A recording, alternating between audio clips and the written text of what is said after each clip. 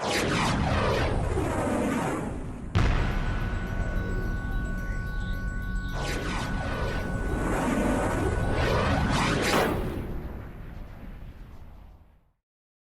écoutez, je pense que c'est le temps de réagir un peu à tout ce que j'ai lu et entendu depuis quelques jours. Je vous rappelle que le 20 octobre dernier, j'ai rencontré les maires des 9 villes qui sont voisines de Shawinigan. Je l'ai fait avec une totale transparence. Je leur ai mis les résultats d'une étude qui a été faite par la firme Raymond Chabot Grant Thornton sur le coût des activités de loisirs. Je vous rappelle que c'est exactement la même étude avec la même méthodologie qui a été appliquée pour Victoriaville, Drummondville, Joliette, Amos, etc., etc. Grant Thornton prend des contrats d'un peu partout. Avec beaucoup de transparence, encore une fois, on a constaté ensemble, avec les maires, que 4 des utilisateurs de notre offre de service, ce sont des citoyens de leur municipalité à eux. Inscription en main. Alors ça a été établi clairement, chacun a eu sa clé USB avec un objectif précis, c'est de bien saisir et comprendre. Et on a constaté ensemble que les tarifs qui sont chargés aux utilisateurs qui sont non résidents ne représentent pas le juste coût de ces services. Ça ne représente pas ce que les citoyens de Shawinigan payent exactement pour chacun de ces services. Tous les maires présents le 20 octobre dernier comprenaient parfaitement le bien fondé de la démarche de la ville de Shawinigan. Ils la comprenaient tous, mais ne voulaient pas payer. Pire, ne voulaient pas en discuter seulement. Je veux par contre saluer l'ouverture de mon collègue André Léveillé, qui lui s'est montré ouvert, et nous aurons très certainement une belle discussion franche entre nous pour le bénéfice de nos citoyens respectifs. Et je vous rappelle que le but recherché par la ville de Shawinigan n'est pas de tarifer les citoyens et citoyennes non résidents de la ville de Shawinigan.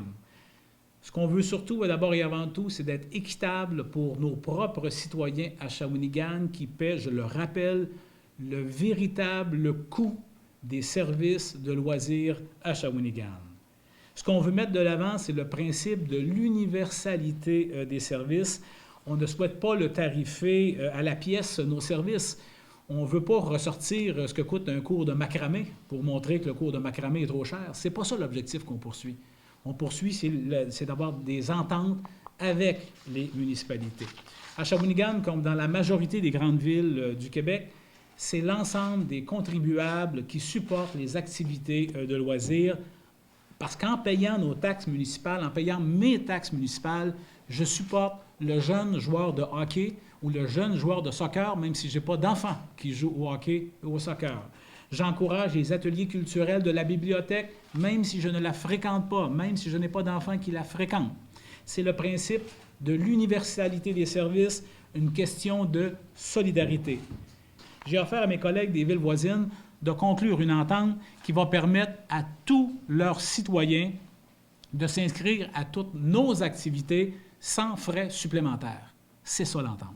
Je demeure profondément convaincu qu'il s'agit de la meilleure façon de vivre en collectivité.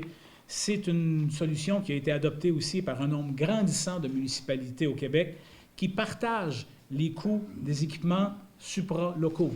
Pourquoi à Drummondville on le fait? Pourquoi à Victoriaville on le fait? Et pourquoi ici on hésite avant de vouloir le faire?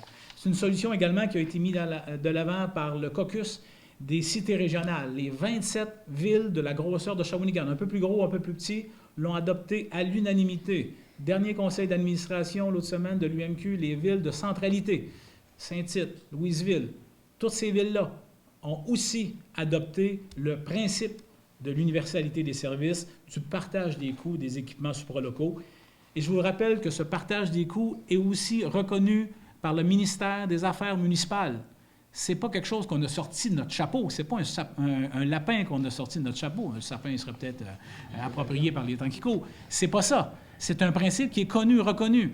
Parlez-en Québec, parlez-en Montréal, parlez-en tous ceux qui profitent de ces services-là. Ils l'ont fait souvent par décret, dans un contexte de diffusion, mais ça existe aussi ailleurs. Je les invite, puis j'invite les 8 maires qui hésitent à ouvrir le dialogue à le faire. exactement comme André Léveillé, lui, a décidé de le faire. Je les invite à travailler avec nous ensemble pour le bien-être de mes concitoyens et de leurs concitoyens. Et je vais terminer sur une chose. S'il y a des conseils qui décident d'utiliser le principe de l'utilisateur-payeur, bien, les citoyens qui nous écrivent et qui nous appellent pour nous dire que la ville de Shawinigan n'est pas fine parce qu'elle fait ça, je vais les inviter tout doucement à se tourner vers leur conseil municipal parce que ce sont eux qui prennent la décision de ne pas travailler sur le principe d'équité, d'universalité des services, mais bien sur le principe de l'utilisateur-payeur. Alors, s'ils disent à leurs citoyens, si vous voulez vous inscrire à Shawinigan, vous n'aurez qu'à payer, ils n'en tiendront qu'à eux de prendre leur décision. Ce n'est pas ce qu'on souhaite, on ne le souhaite pas. Ça s'est passé aussi comme ça dans les autres villes du Québec qui ont entrepris une démarche comme celle-là.